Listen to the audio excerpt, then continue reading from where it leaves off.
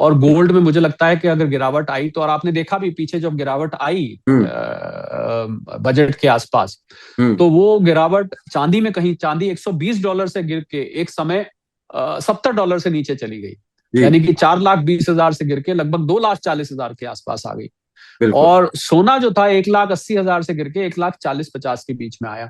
तो आपने देखा कि सोने में गिरावट मुझे लगता है कि कम आएगी। और जो वैश्विक परिस्थिति बन रही है युद्ध की दुनिया भर में, वर्ल्ड वॉर 3 की आहट, वो सोने के लिए, और सोने को चांदी के मुकाबले एक और एडवांटेज ये है कि दुनिया भर के सेंट्रल बैंक्स ने सोना खरीद के रखा है। अभी चांदी नहीं, चांदी देश खरीद रहे हैं अन्य कारणों हम्म। से, पर सेंट्रल बैंक्स ने अपने गोल्ड रिजर्व्स करेंसी की जगह वो बनाने शुरू कर दिए। इसलिए मुझे चांदी थोड़ी चंचल नजर आती है।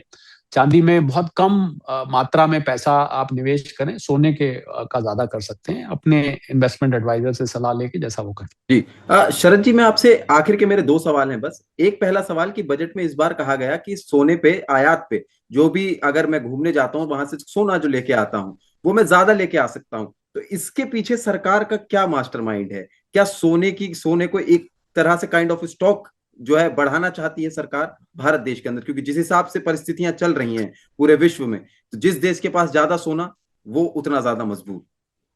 बिल्कुल, आई मीन अगर सोना इतना बड़ा एसेट बन के आ रहा है, और जैसा मैंने कहा अगर 100 ग्राम सोना हर घर में है, तो आज 100 ग्राम सोने की कीमत, अभी आज की मैं प्राइस पे बात करूं तो लगभग 16 लाख रुपए है। जिस व्यक्ति की झुग्गी है 1 लाख रुपए की, अगर उसके पास पुराना पुश्तैनी सोना है 100 ग्राम, 10 तोले जिसको आप कहते हैं, तो वो उसकी झुग्गी से कहीं गुना ज्यादा है। किसी का अगर 1 बेडरूम छोटा सा फ्लैट है 25 गज का, और वो 2.5, 3, 4, 5 लाख रुपए का है किसी छोटे शहर में, तो उसके पास अगर 100 ग्राम सोना है तो उससे ज्यादा, नेचुरली भारत सरकार भी चाहती है कि आपके पास, आप वित्तीय तौर पर सुरक्षित रहें, फाइनेंशियल सिक्योरिटी बनी रहे। तो अगर आप बाहर से लेके आना चाहते हैं, हालांकि झुग्गी वाले बाहर नहीं जाते हैं, बाहर तो दूसरे लोग जाते हैं, पर अगर आप लेकर आ रहे हैं उस पर थोड़ी रिलैक्सेशन दी जाती है। इम्पोर्ट ड्यूटी सोने पर है, पर भारत सरकार इसको अब इम्पोर्ट कम कर रही है, क्योंकि इसकी वजह से $68 बिलियन एक साल में लगभग लगभग सोना और चांदी इंपोर्ट हुआ है, जो बहुत बड़ी मात्रा है। इससे फॉरेक्स रिजर्व ब्लीड होते हैं।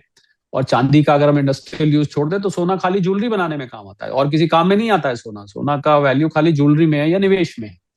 तो इसलिए सरकार समय समय पर, मुझे लगता है जैसे जैसे कीमत ऊपर नीचे होगी, सरकार अपनी पॉलिसीज उसके अनुरूप बदलती रहेगी, ऐसा मुझे लगता है। जी। शरद जी, आखिरी मेरा सवाल।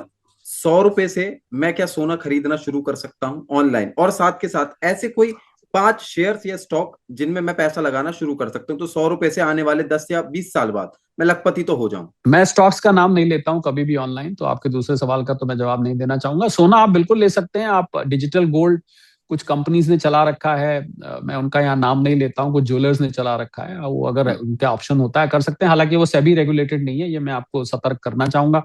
कल को अगर पैसा कहीं डूब जाता है, वापस नहीं करते, तो आपके पास कोई विकल्प नहीं होगा शिकायत करने का, पहली बात। दूसरी बात, ईटीएफ में आप कर सकते हैं। ईटीएफ, बहुत सारे ईटीएफ हैं, उनको बीज नाम से पहचान होती है, गोल्ड सिल्वर बीज होते हैं अलग अलग, हम्म। उसमें आप निवेश कर सकते हैं। अच्छा अच्छा विकल्प है। थोड़ा थोड़ा करके अगर आप जब जब करेक्शन आए निवेश करें। एक साथ सारा पैसा मुझे लगता है नहीं लगाना चाहिए, क्योंकि कीमतें बहुत ऊपर नीचे होती हैं। तो जब जब कीमत नीचे आए, तो आप थोड़ा थोड़ा पैसा हर 15 दिन बाद, 1 महीने बाद, पेशेंट होके, बहुत बहुत बहुत पेशेंस से पैसा लगाना चाहिए, जल्दबाजी में नहीं करना चाहिए। 15 दिन बाद, महीने बाद, 2 महीने बाद, हफ्ते बाद, जब जब करेक्शन आए तो आप उसमें थोड़ा थोड़ा करके लगा सकते हैं। जी हाँ, ईटीएफ ऐसा माध्यम है जिसमें छोटे पैसे से भी आप सोना ले सकते हैं।